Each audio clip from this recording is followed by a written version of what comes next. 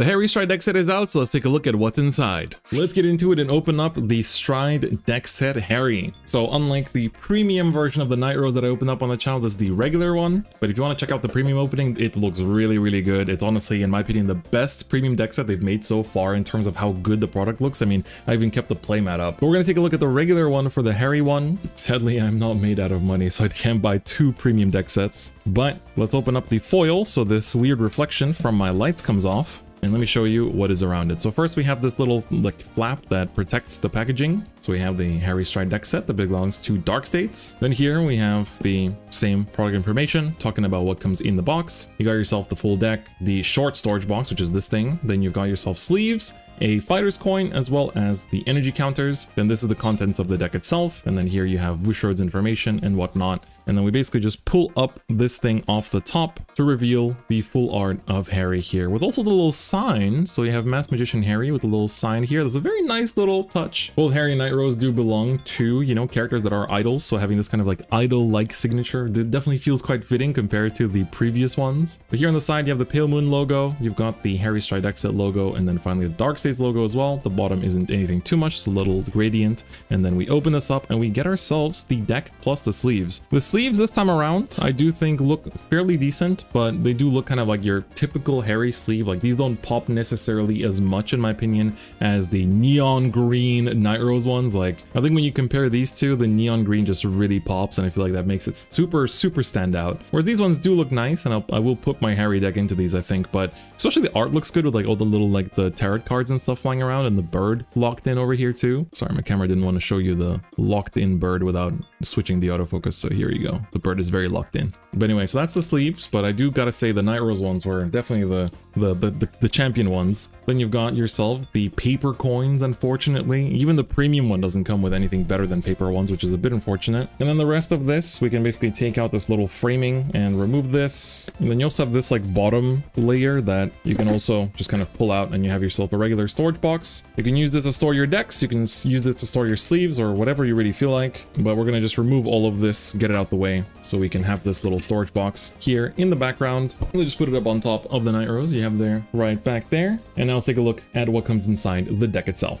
All right, so let's take off the plastic here and get inside and take a look at what comes with this. So the premium Stride deck set costs about 20,000 yen. This one is just 6,000. It is a bit more expensive than before, but you do get the sleeves now, I guess, to compensate. So we got ourselves the Harri, the grade 3 of the ride line. His GB2 ability, so he's 11k power, but the crest does turn him into a 13k. So his GB2 says when he attacks a Vanguard, you can choose a card from your soul and call it to rear. And then during that turn, the called unit and this unit get plus 3k each. When you stride over him with a G unit, which is the whole gimmick of these Stride deck sets, you get a counterblast 1, soul charge 1, and then choose a card from your soul, call it to rearguard circle, and for that turn give it 5k. But at the end of the turn, it goes back into the soul. So it's a nice way to get units out of your soul. This is the Jacqueline. So she's a grade 2 that says when you ride over her with a Harri grade 3, you soul blast 1, look at top 7, choose 2 normal units that are not sentinels, put 1 to your hand and 1 to your soul, and then shuffle your deck. So this basically gives you the setup for the future turns, which is very nice. And if she's called from the soul to rearguard circle, for that turn she gets 5k, which is very nice too. We have the grade 1 Betty. She says when you ride her over Happiness Collector, the starter, she gives you the Harri crest. And then this is the Happiness Collector. And then you also get the energy generator as well, which is a vital point of playing Vanguard these days. You cannot play the game without this. Let me just jump ahead and remove the energy counter and also the crest. I think it's better to talk about the crest immediately. So the crest comes on the back. This is the art of it. It's just a regular triple rare foiling, but the Harri does look really nice on it. So the crest says that once you get this, you're able to stride, but you can only ride grade 3 or graders that have Harri in their name. And your grade 3 Harri's original power becomes 13,000. And during your turn, if you have a grade 3 or greater Vanguard that is Harri, for every face-up card in your G zone, your front row units get plus 5k power. So that basically, as long as the game goes on, the power gets buffed up more and more. And at the end of your turn, if you have put 2 or more cards to your soul during this turn's end phase, then you may draw 1. So that's actually, because of the way that the Magia ability works, or like basically, you know, Harri's Stride skill says you put the thing back at the end of the turn, you basically get to draw a card at the end of every turn after you've done your first stride, which is really big. So then we get extra copies of the Harri, but they're non-foil, so we get 3 more extra copies. We get 3 more extra copies of the Jacqueline, but sadly none of the grade 1. We do get 4 copies of the Flying Manticore. So this guy says if you have a Harri grade 3 or greater, he gets the following effects. His first effect says Magia. Now you're wondering, what is Magia? Magia says it basically is a keyword that means this thing will call something from soul and then also put that thing back to soul at the end of the turn. So it works really well with the crest. So for example, his effect says GB1, so when you have 1 or more face-up G units in the game. At the end of ability attacked, if this turn's battle phase you haven't called anything from the soul yet, then you can counterblast 1 and put him to the soul to choose a card from your soul with a different name than him, call it to rearguard circle, but at the end of the turn, the called unit goes back to the soul. So that basically is what Magia means. And then when you would discard him from hand to Stride, then you draw a card, which is very nice as well. So we get 1 copy in foil and 3 copies in non-foil here as well. Then we have this new card, so you'll notice that encounter cards have the white,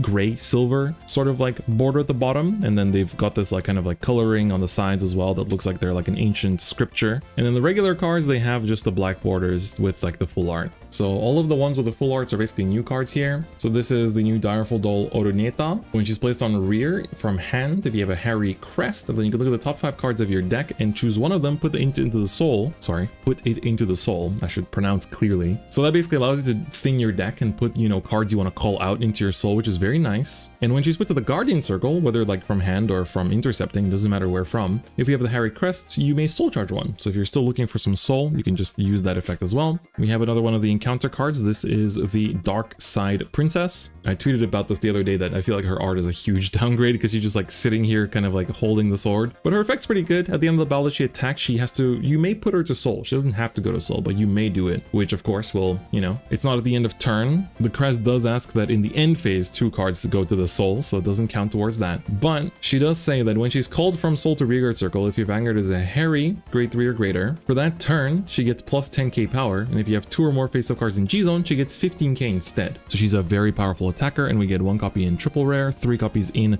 non-foil. Somehow, don't these 2 look very different in bright? Whoa. You guys see that?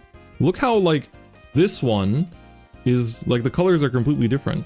These look like they're from 2 different print runs, no? Isn't that crazy? That's not just my lights, by the way. That's actually how it looks to the naked eye. The one on the left is way brighter, and the one on the right is way darker. Did I get like a secret Easter egg on this Stride Deckset? That's kind of interesting. I mean, I'll take it. It's kind of obvious from first view that it looks like that, but it's not all of them like that either, huh? Kind of strange. Anyway, the next card is the Cutie Paratrooper. This is a grade 1 with a Magia ability. It says when you call it to rear outside of the battle phase, so like in your main phase, for example, or ride phase. If your Vanguard is a Harri grade 3 or greater, you can put one of your other rear guards that isn't her to your soul to choose a card from your soul that is a different name from the one you put for this cost and call it to rear. And then at the end of the turn, that card goes back to the soul. So basically, let's say you call her out and you've got yourself, like, I don't know, you've got this girl on the field. So you'll use her effect to put this into the soul, but now you can't call this. You have to call something else. Then you can call like the dark side instead. So it basically just swaps out a card and reactivates any of your effects that would work when placed from soul. So very good card because it also doesn't cost anything, right? You're basically just swapping 2 cards around. Back in the day, we had a card called Purple Trapezist with this exact effect too. Then we have the Masquerade Bunny. So 1 in triple, 1 and the remaining in non-foil. This is what we call a stride fodder. So this one is a grade 1 that says when you would stride and discard her for the stride cost, which normally is grade 3, she counts as a grade 3. And if you have the Harri crest while she is in your hand, you can also discard her and to search for a Harri named grade 3 from your drop or deck. And if you search your deck, you shuffle your deck. So you can use her as a stride fodder, or you can use her as a Harri searcher to go into your Harri stride. There's another new card. This is the lunging assistant. So when she's called from hand to rear, if you have the Harri crest, then you soul charge 2. So a bit of a not sure if this card is very good type of card, but we do get 1 in triple rare foil, 3 in non-foil, but there's definitely the first candidate to be replaced by something else. Then the Perfect Arts. These look really nice. These are the Dark Side Mirror Master. We get 1 in triple rare and the rest in non-foil, but honestly even the non-foils look really nice, so I might try to pick up more of these non-foil ones just because they look really good. So these are also like the old Pale Moon Perfect Art, just kind of like retrained. Looks really, really nice. And then we get a bunch of triggers reprinted here as well. We get the Dark States Over trigger in, non-foil. We had this in the Chronojet deck set as well. And then they reprinted all the circus looking crits, draws, and then we have 3 of the fronts and the heels. So all the very circus looking ones to fit the Harri aesthetic. And then we have a stride. So we get 1 of each of the strides in SP. So this is the Harri one. You can see the pink name here. Wow, it's actually a bit different from Chronojet because Jet was purple. This one is actually like pink. So it fits Harri and Luna, the character that uses Harri, quite well. So we can take a look at the foiling here. It's a bit covered up, not as bright as the Nightrose one, but you can see it's that kind of like the pouring down rain lines, which looks very good. And then you have the additional textures on the dragon as well as Harri himself. So it looks very, very good. So especially like the pink name looks really awesome. Even the G unit like symbol box looks a bit more pink than red this time. But so this Harri can only be gone into if you discard a Harri grade 3 from your hand to stride into him. And he says GB2, so you have to have 2 or more face-up cards in the G zone for him. He has the Magia keyword. But when he attacks the Vanguard, you can almost one and put 2 of your rearguards to the soul to choose 2 different name cards from your soul and call them to rearguard circles, and then choose 2 of your opponents, up to 2 of your opponent's rearguards, and put them to the soul. And at the end of your turn, you put the cards you called yourself back into the soul. So his own effect basically procs the crest immediately, which is very nice, but he also works as like a field removal and basically creates 6 attacks if you use him in conjunction with the Chimera that we looked at earlier too,